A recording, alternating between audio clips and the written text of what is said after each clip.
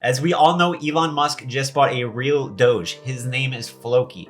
I personally believe that this is a very bullish sign for Dogecoin, that he's now going to start posting a lot of Dogecoin memes that he can create himself from having his own Doge in his home. In this video, we have some very important information to cover about Dogecoin and cryptocurrencies, so make sure you watch the entire video. You cannot miss what I have in store for you today.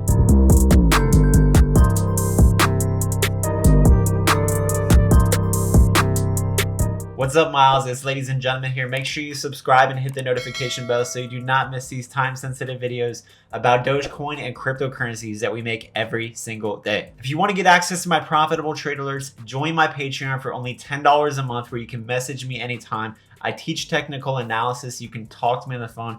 We can build you a portfolio and much more. And I'm giving away 200 Doge to one lucky winner this Saturday. All you have to do is like this video, subscribe to the channel, follow my Instagram and Twitter, and put Dogecoin giveaway in the comments. And if you love Dogecoin, you love cryptocurrencies, make sure you smash up the like button.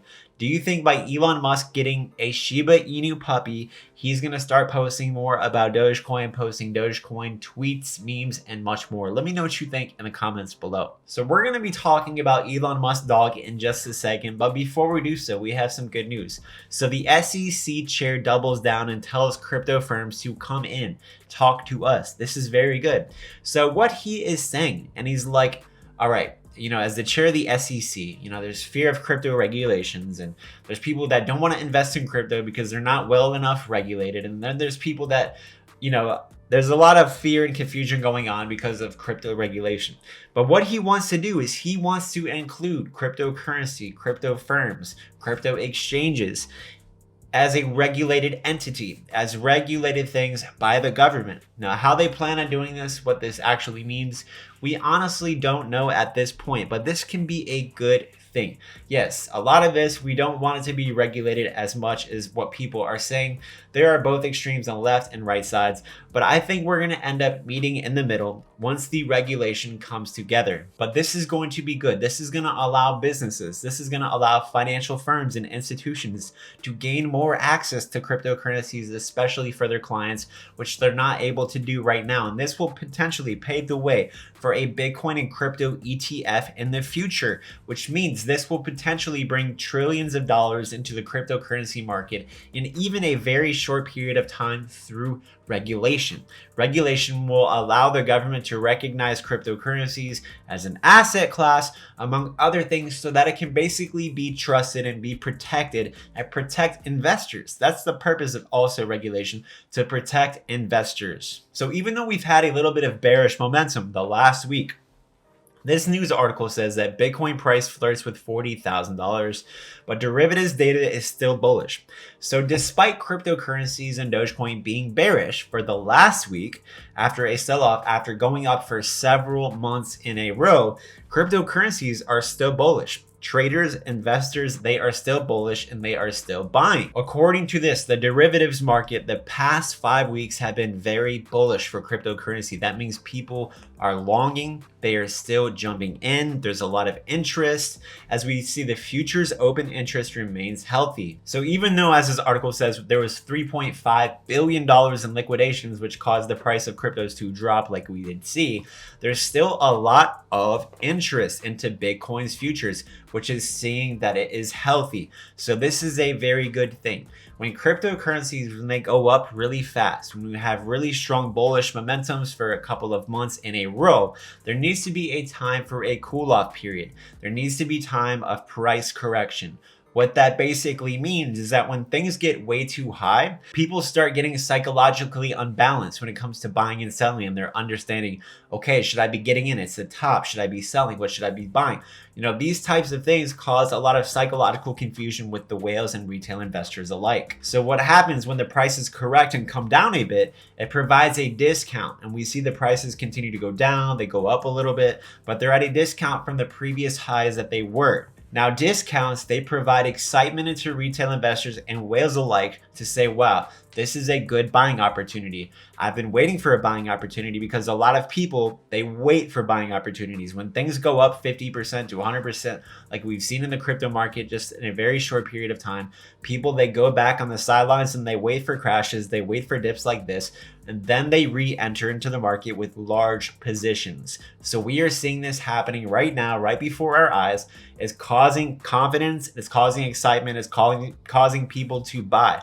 People are buying this dip. So we are seeing that this is bullish. So now that people are buying the dip, there's more money in it when it was previously at the high. So then the strength of the market begins to get weakened as it goes higher and higher because people are getting fearful. They're not wondering if they should sell. People are on the sidelines. They don't want to buy. So the correction stabilizes and strengthens that price. And now we're at a strengthened price that is much higher than the previous strengthened price, which was the previous dip. The price gets strong when you see a strong level of support being supported by a lot of buyers, where you see the price kind of stabilizing at a certain level. That means the support, the structure of that current price for that crypto, specifically Dogecoin that we're talking about now, gets strengthened. So the strength level, that support level, continues to go higher and higher in these bull runs, which prevent future crashes from getting below a certain point. So here is this article. It says, on national adoption of Bitcoin, what can El Salvador's new law tell us about the future?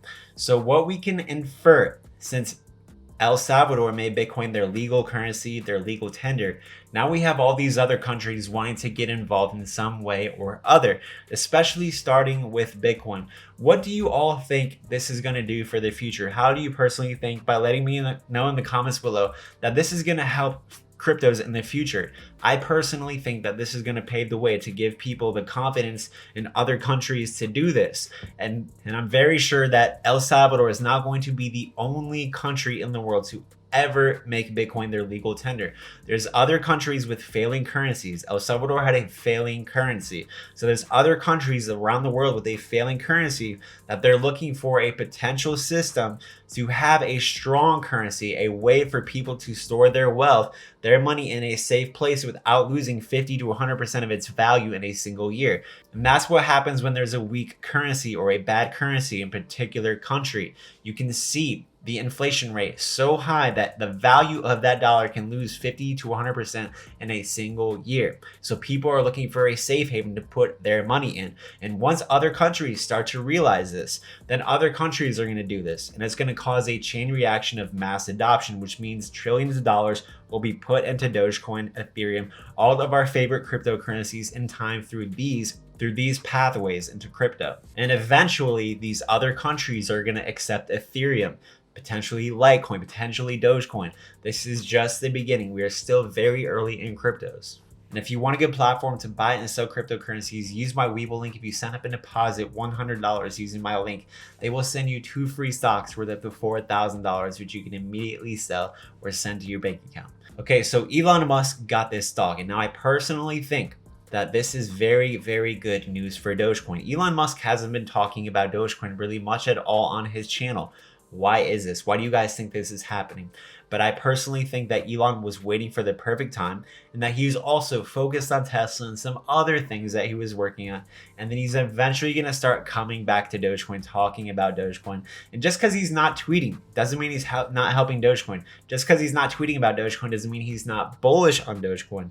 Elon is helping to push behind the scenes the development of Dogecoin, getting some of the greatest minds in crypto to work on Dogecoin, including Vitalik Buterin, one of the founders and creators of Ethereum right now. But I personally think that Elon now is going to start making his own memes, going to start posting a bunch of pictures about Floki. And as we saw just yesterday, when Elon Musk posted this picture of his dog, Dogecoin ended up making a very big move. Billions of dollars were moved in Dogecoin after this single tweet.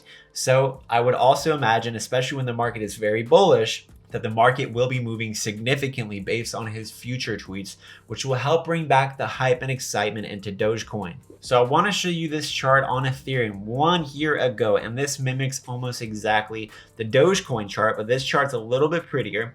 But what we can see is after September 1st, in the beginning of September, we saw a pretty big push to the upside.